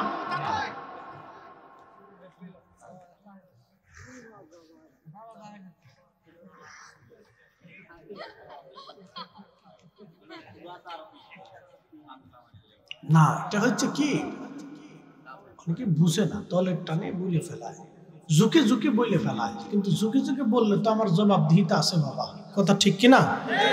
জবাবদিহিতা আছে। ধরেন অ্যাটেনশন, একজন মসজিদে যাচ্ছে, আর আপনি তারা বললেন, দেখ বেটা, হ্যাঁ কাজ আছে, করে যাইস। আচ্ছা, সে এই কারণে নামাজ পড়লো না, কিয়ামতের ময়দানে কে জবাব দিবে? ফরিদি সাহেব দিবে না আপনি দিবেন? আপনাকেই দিতে হবে। যে বাধা দিবে তাকেই দিতে হবে। এই জন্য নেক কাজে আমাদের বাধা দিতে হয় না, উৎসাহিত করতে হয়। আল্লাহ নিজে উৎসাহিত করছে এই আয়াত দিয়ে, فَمَن يَعْمَلْ مِثْقَالَ ذَرَّةٍ خَيْرًا يَرَهُ وَمَن يَعْمَلْ مِثْقَالَ ذَرَّةٍ شَرًّا يَرَهُ। অনুপরিমাণ নেক কাজ যদি তোমরা করো, নেক আমল যদি তোমরা করো, ভালো কাজ করো, আমি রব কিয়ামতের ময়দানে তাহা প্রতিদান তোমাকে দিয়ে দেব। আর অনুপরিমাণ যদি খারাপ কাজ করো, আমি আল্লাহ সেটাও তোমাকে প্রতিদান দিয়ে দিব। ওয়াজ করলে কি লাভ, শুনলে কি লাভ? লাভ হবে তার আমলে, আমলেও লাভ হবে না নবী প্রেম না থাকলে দিলে। কথা বলে, রাসূল প্রেম না থাকলে জিন্দেগির আমলেও কাজ হবে না। এই যে বুড়া কলা দেখিয়ে দিলাম, যদি দলিল থাকে কোনোদিন দিয়েন, কিয়ামত পর্যন্ত খুঁজবেন দলিল পাবেন না। রাসূলের মহব্বত ছাড়া জিন্দেগির সব আমল মিথ্যা হবে। নামাজ হবে না, রোজা হবে না, জিকির হবে না, হজ হবে না, কোনোটাই আল্লাহর দরবারে মঞ্জুরিয়ত রাখবে না যদি আল্লাহর রাসূলকে মহব্বত আপনি করতে না পারেন। ঠিক কিনা? জ্ঞানী যারা বুঝে তারা শুধু ইশারায়, নাদানের বুঝাইতে পারে আছে কে কোথায়। জ্ঞানীর মতো জ্ঞানী হলে অল্প কথায় বুঝে, কসুর মতো কসু হলে অল্প জালে সিজে। আল্লাহ বলেন কোন পরিমাণ নেক কাজ যদি তুমি করো তার প্রতিদান আমি তোমাকে দিয়ে দেব, এবং গুনার কাজ যদি অনুপরিমাণে করো তার প্রতিদান তুমি পাবে। মনোযোগ দিয়ে কথাগুলি শুনবেন। এর অর্থ হলো নেকের কাজ যত ছোট হোক ছাড়বো না। যারা বলেন নেকের কাজ যত ছোট হোক ছাড়বো না, গুনাহের কাজ যত ছোট হোক করব না, গুনাহের কাজ যত ছোট হোক করব না। জোরে বিসমিল্লাহ বল, জোরে বলিস। গুনাহের কাজ আবার দাঁড়ায় মতিস না, কালকে তারা চেন খুলে দাঁড়ায় সেলিব্রেশন স্টার্ট করে, ভালো করে সহান। গুনাহের কাজ যত ছোট হোক করব না, গুনাহের কাজ যত ছোট হোক করব না, নেকের কাজ যত ছোট হোক ছাড়ব না। মানুষকে খাওয়ানো কি গুনাহ না নেক? দুরূদ শরীফ গুনাহ না নেক? কোরআন তেলাওয়াত গুনাহ না নেক? এরপরে দলবদ্ধভাবে দোয়া গুনাহ না নেক? তাহলে আমার মিলাদ বেদাত কেমন হইল?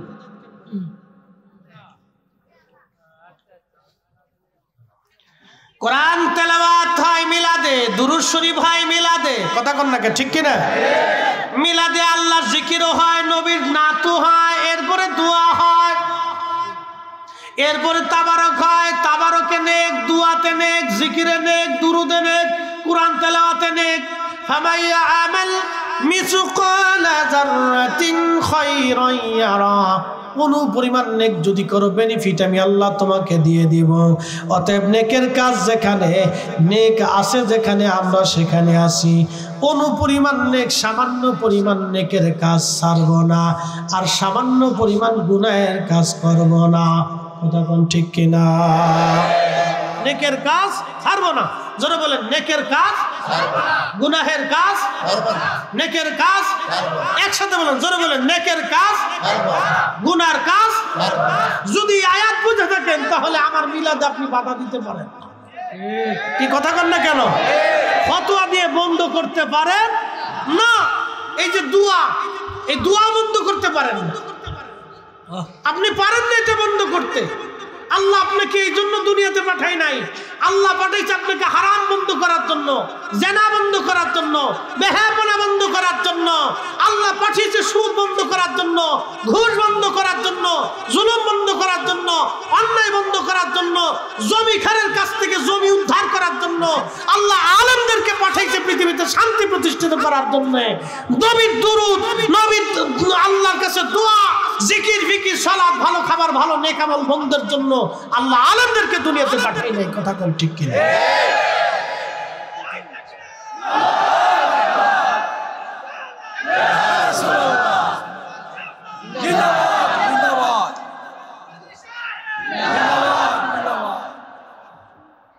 বুঝতে কি আর কোনো অসুবিধা আছে? আমি একবারে সহজ সাবলীল ভাবে আপনাকে বোঝানোর চেষ্টা করছি। বাবাজি আমার, আল্লাহ আমাদেরকে প্রত্যেকেই আল্লাহর আদালতে দাঁড়াইতে হবে। কথা ঠিক কি না? একটু জবান খুলে দুরূদ শরীফ পড়েন। আল্লাহুম্মা সাল্লি আলা, আল্লাহু আকবার, মুহাম্মাদ ওয়া আলা আলিহি।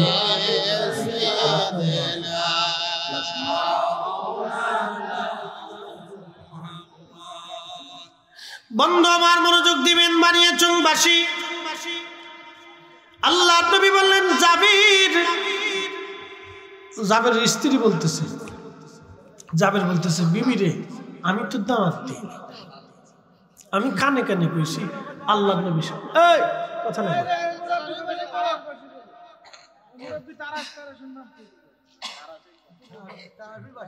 ও তারাস না,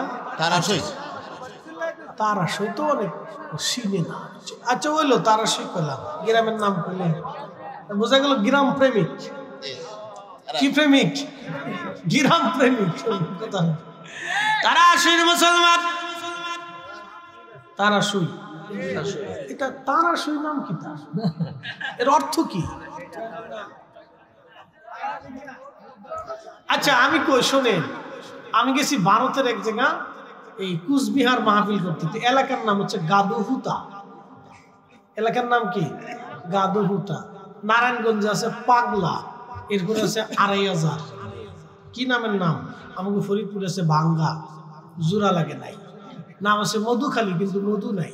আছে বোয়ালমারি, কিন্তু বোয়াল নাই। কত কোয়ালিটির নাম। বানিয়াচং, কে নাম দিছে জানি না, বানিয়াচং। এটা কি নাম? অর্থ কি, কিসের কিচ্ছু বুঝলাম না। বানিয়াচং বা বানিয়াচং যাই কোনা, কোন অর্থ খুঁজে পাই না। এটা কি সংস্কৃতি ভাষা না বাংলা ভাষা না হিন্দি ভাষা না উর্দু ভাষা, তাও কইতে পারি না। নাম হয়েছে আর কি। যাই হোক, বানিয়াচং। এরপরে আমাদের ফরিদপুরে একটা গ্রামের নাম আছে ১০,০০০, আর একটা গ্রামের নাম আছে গোরাদহ। ১০,০০০ গোরাদহ থেকে একজনের বউ ফালাইয়া ১০,০০০ গেছে। বেটা ফরিদপুর যে মামলা দিয়ে সাল লেখেন, গোরাদা থেকে বউ ফালাইছে ১০,০০০। দারোগা সাহেব বুঝছে কস না বুঝছে কস? স্যার বুঝছি তো করতেছি। গোরাদা থেকে বউ ফালাইছে ১০,০০০। বুঝছে কস না বুঝছে কস? সারা বউ তো আমার তো গেছে, আপনাদের তো গেছে না। লেখেন গোরাদা থেকে বউ ফালাইছে। এক গ্রাম থেকে ১০,০০০ বউ চলে গেল, কেউ দেখে নাই। স্যার গ্রামের নাম ১০,০০০, তা তো গ্রাম ১০,০০০। তারা সহিবাসী মনোযোগ দিবেন। হাজিরিন, আল্লাহ নবীর সাহাবী জাবেরের স্ত্রী বলতেছে, স্বামী রাসূল যেহেতু দাওয়াত দিয়েছে, তাহলে আমার আর কোনো চিন্তার কারণ নাই, কারণ আল্লাহর নবী নিজে হাতে বেড়ে খাওয়াবে, আমি আর চিন্তা করতেছি না। একবার জোরে বলা যাবে কি মারহাবা। সাহাবীদের ইয়াকিন দেখছেন রাসূলের প্রতি, বিশ্বাস দেখেন। আরে জীবনের সব কিছু দিয়ে তারা সাহাবীরা নবীকে বিশ্বাস করত। কথা ঠিক কিনা? না, আমার চিন্তা নেই। আল্লাহর নবী বললেন, জাবের তোমার স্ত্রীকে ভিতরে যেতে বলো। ভিতরে চলে গেল। উনুন থেকে হযরত জাবের নবী বললেন, খাবারগুলি নামাও, কাপড় দিয়ে ঢেকে দাও। তরকারির পাত্র নামায়া কাপড় দিয়ে ঢাকা হলো, রুটির পাত্র নামায়া কাপড় দিয়ে ঢাকা হলো। আল্লাহর নবী বললেন, জাবের রে, সব সাহাবীদেরকে কাতার করে বসতে বলো। সব সাহাবী কাতার করে বসে গেলেন। ৩,০০০ সাহাবী কাতার করে বসা। নবীজি ৩টে রুটি হাত দিয়ে ঢুকাইলেন বাম হাত দিয়া। আল্লাহর নবী পাত্রের উপরে হাত মোবারক রাখলেন, ডান হাত দিয়ে ৩টে রুটি নিলেন। আবার তরকারির পাত্রের মধ্যে হাত দিয়ে নবী ১ চামচ তরকারি নিলেন। এইভাবে দিতে দিতে দিতে দিতে একজন না দুইজন না ৩,০০০ সাহাবীর সামনে খাবার চলে গেল। একবার জোরে বলা যাবে কি আল্লাহু আকবার।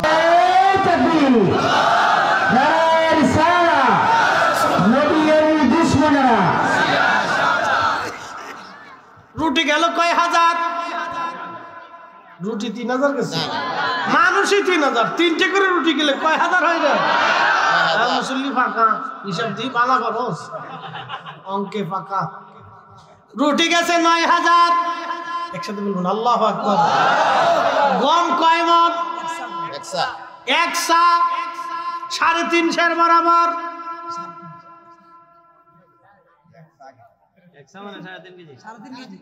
৩.৫ সের, বুঝেন নাই? তাহলে কয় সমন? এবার চিন্তা করেন। এক সা মানে 3.5 বরাবর, তাহলে কয়শো মন এবার হিসাব করেন। মানুষ 3000, একসাথে বল আল্লাহু আকবার। রুটি গেল কয় হাজার, বাকি রুটি কোথা থেকে আসলো? যার হাতের নিচে এত বরকত, তিনি নিজে ক্ষুধার্ত। তাই বলে কি আপনি বলবেন রাসূল ক্ষুধার্ত ছিল? নবী অভাবী ছিল, দরিদ্র ছিল, মিসকিন ছিল। নবীকে যেমন মিসকিন বলা যায় না, কারণ নবী দু জাহানের সর্দার, বাচ্চাহের বাচ্চা, সুলতানের সুলতান, তিনি ধনীর ধনী, দু জাহানের ধনী, সাইয়্যিদুল কাউনাইন ওয়াস সাকালাইন। ঠিক কি না? আমার আপনার মতো বাজারে গেছে বিদায় আমার মতো ভাবা যাবে না, আমার মতো খাইছে বিদায় নবীকে আমার মতো খাদক মনে করা যাবে না। আল্লাহ নবীর স্ত্রী আমাদের মা ছিলেন 11 জন। আপনার যদি সামর্থ্য হয় তো 11টা বিয়ে করে দেখেন। যদি বুড়িগঙ্গার পানির মধ্যে না চুবাইছে, আমি ফরিদি জীবনে আর ওয়াজ করব না। আমার মসজিদ বুড়িগঙ্গার পানি, তো হাসনাবাদ হাউজিংয়ে জমা পড়ে 4-5 হাজার মুসল্লি হয়। আমি একদিন বললাম যে আপনারা তো খালি বলেন রসুল আমরার মতো, এটা নিয়ে 90% তা বুঝছেন। তা বললাম যে এই গাইডের শুনি 90% বুঝছিল। তো এই আমি বললাম যে আপনারা তো বলেন রসুল আপনাদের মতো, তা আপনাদেরকে বললাম তাহলে 11টা বিয়ে করে। যদি 6 মাসের মধ্যে না সুবাইছে তাহলে আপনাদের এখানে আর খতিবগিরি করবো না। ওই বুড়িগঙ্গার মধ্যে সুবাইব, রহমতের পানি, একবার গোসল করলে আর সগিরা টগিরা কিছু তাই না। পুরে পানির পানি, খালি পেশা আবার গু আর গু থেকে ঘুরতে। হ্যাঁ, শীতের দিন যে কি পরিমাণে ঘিরান আসে, বাপরে বাপ, 1 কিলোমিটার পর্যন্ত বাতাসে ঘিরান চলে যায়। এই পানির পানি। ঢাকা শহরে 1 কোটি মানুষের সকালবেলা বাথরুম এদের ভিতরে ঢুকে। কত কোটি? 1 কোটি মানুষের বাথরুম সব ওই নদীর ভিতরে চলে যায়, শো শো করে খালি নামতে দেয়। পেশাব পেশাব, এটা সেটা, কত ফসা গান্দা, বাপরে বাপ। এটার ভিতরে যদি একবার শুকানো যায়, মোনামা।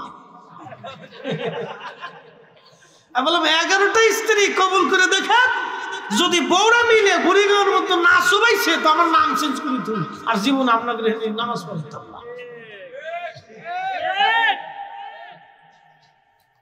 আমাদের নুরুল ইসলাম ফারুকী সাহেব শহীদ হয়েছেন, আল্লাহ তার জান্নাতের আলা মাকাম দান করুন। একদিন তিনি ওয়াজে শুনতেছি, তিনি বলতেছেন উনি যখন সৌদি আরব চাকরি করে তখন এক বাঙালি আর এক আরাবিয়ান দুইজন মারামারি করতেছে। তো বাঙালিদের তো একটা স্বভাব আসে, হাতে কুলাইতে না বললে কিছু না বললে ফার জুতাটা খুলে, কিছু না বলল। বাঙালি কিন্তু খালি হাতে মারামারি করতে পারে না, বাঙালিরা একটা বদ অভ্যাস আছে, বলে চলে কম। তো আরাবিয়ানরা খুব শক্তিশালী, বিরাট শক্তিশালী না, এর গুতায় মুতায় কিলিয়ে পারে না। তো কিছু না পাইয়া সৌদি আরব তো যেখানে সে লাঠি ছুটি পাবেন না, জুতাটা খুলে নিয়ে জুতা দিয়ে ফিটে দিচ্ছে।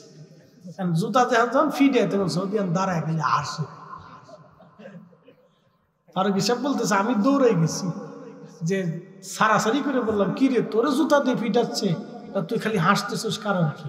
এরা বেন কয় বাঙালি ও তো কাপুরুষ। বলে কারণ কি? দেহস না জুতা দিয়ে ফিটাইতেছে। জুতা দিয়ে ফিটাইলে কাপুরুষ কেমনি হয়? কয় শোন আমার অনেকগুলি বউ আছে, মাঝে মাঝে বউরা আমার জুতা দিয়ে ফিটায়।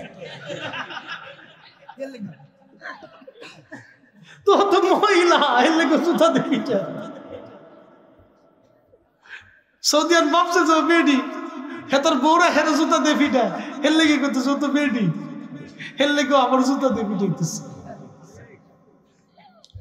তাহলে বুঝলেন সৌদি আর না 8টা 10টা 12টা 20টা বিয়ে করে সুখে দেয়, মাঝে মধ্যে হেরো ফিটে নি খায়, কিন্তু কয় না।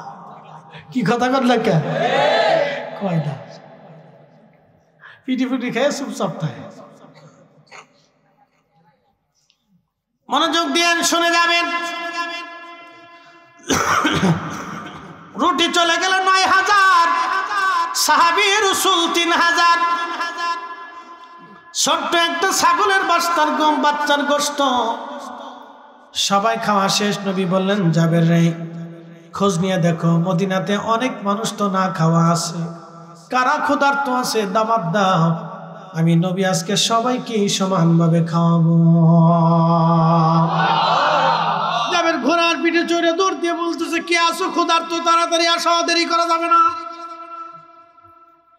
কোন কোন বর্ণনা যাচ্ছে আরো মানুষ আসলো 15,000। জোরে বাড়ি যায় কেন আল্লাহ। এই 15,000 খাবার দেওয়া হলো 3টে করে রুটি, তাহলে কত হাজার? জোরে বলেন। রুটি গেল 45, আগে গেল 9, তাহলে কত হলো? কি হিসাব করি না এখন ঠিকই গেলে দিন পারলাম না।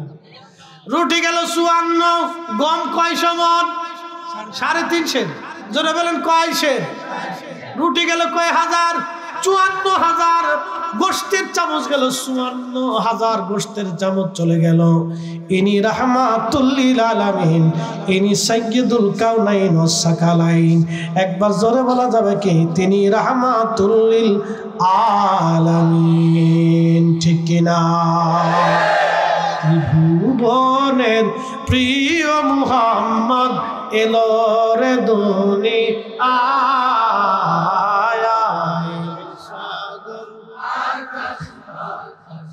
দেখবি যদি আয় রে সাগর,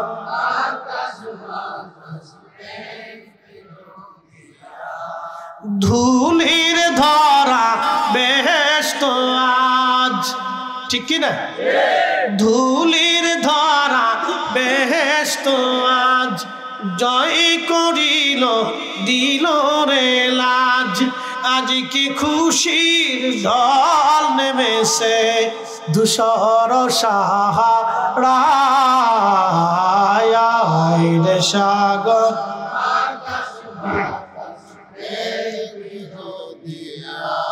আয় রে সাগর,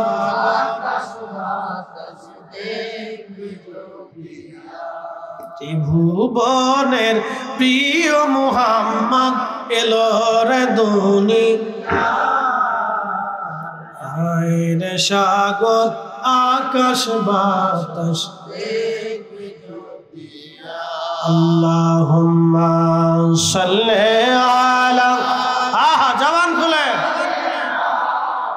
মাওলানা মুহাম্মাদ আলা আলি সাইয়্যিদিনা।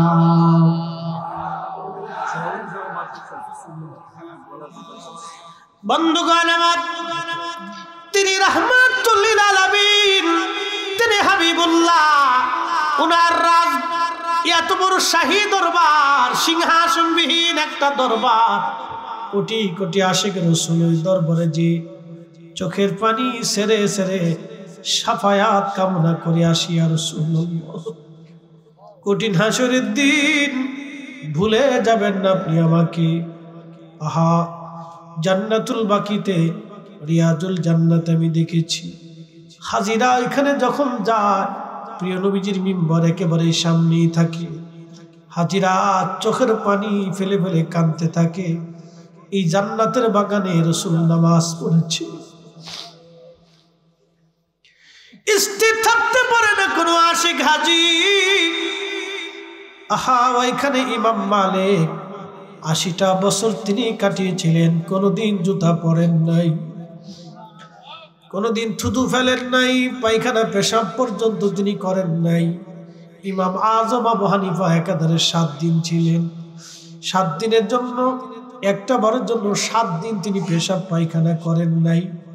বিদায় লগ্নে বলেন, ইমাম মালিক রে, আজকে 7 দিন হলো মদিনার ভিতরে আমি পেশাব পায়খানা করি না। বলে, হুজুর কি খান আপনি? ইমাম আজম বললেন, আমি 7 দিনে মাত্র 7টা খেজুর খেয়ে বেঁচে আছি। তাহলে পানি কি করে খান? বলে, হাতের মধ্যে পানির আর্দ্রতা নিয়ে চেটে চেটে কোন রকম তৃষ্ণা নিবারণ করে আসি। পেশাবে ধরলে বলো কোথায় পেশাব করব? পায়খানায় যদি তারা কোথায় করব? যে মাটির নিচে রাসূল ঘুমায়, যে মাটির নিচে রাসূল ঘুমায়, ওই মাটির নিচে আমি কি করে মাটির উপরে পায়খানা পেশাব করি বলা? কোন উসুল, কোন দলিল তারা দেন নাই। দলিল একটাই, রাহমাতুল লিল আলামিন।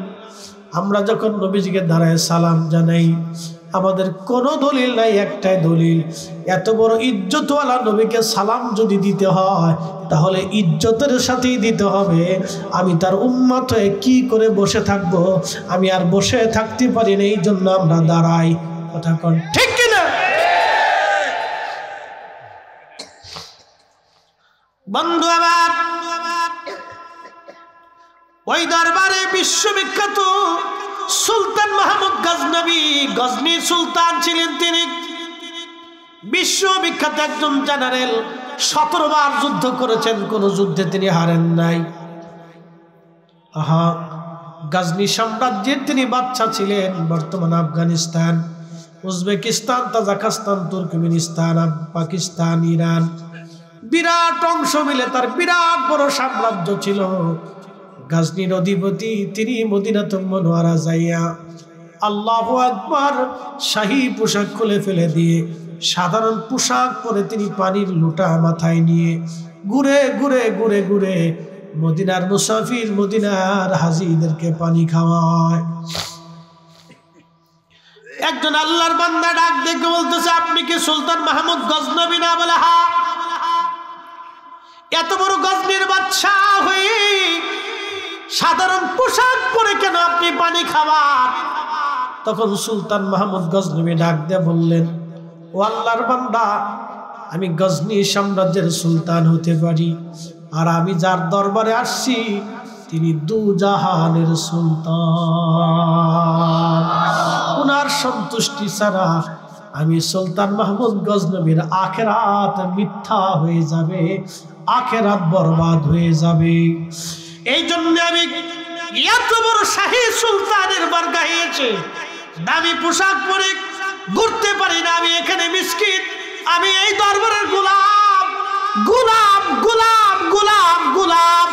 একসাথে বলবেন না ইয়া রাসূলুল্লাহ? এত বড় বাদশা বলতেছে আমি এই দরবারের গোলাম, গোলামের কাজ গোলামি করা। সেই জন্য নরমাল পোশাক পরে হাজীদেরকে পানি পান করাইতেছি। যদি রাসূল কবুল করে নেয়, আমি সুলতান মাহমুদ গজনবী আখেরাতে পার পেয়ে যাব। আর যদি কবুল না হই, আমি সুলতানের সুলতানিও শেষ হবে, আখেরাত বরবাদ হয়ে যাবে। এরা রাসূলকে এইভাবে সম্মান করত। এত বড় সুলতান, তারা নবীকে এইভাবে ভালোবাসতো। আর আমরা লুটুপুটু ছুটুপুটু এমন ভাব লইছি, বিরাট বিরাট বুজুর্গ সেজে গেছি। কথা কর না কেন? রাসূলের দরবারে আমরা সবাই গোলাম। কথা কন ঠিক কিনা? এসেছেন যত নবী সকলের ইমাম, সালাম নবী তোমায় হাজারো সালাম ইয়া নবী।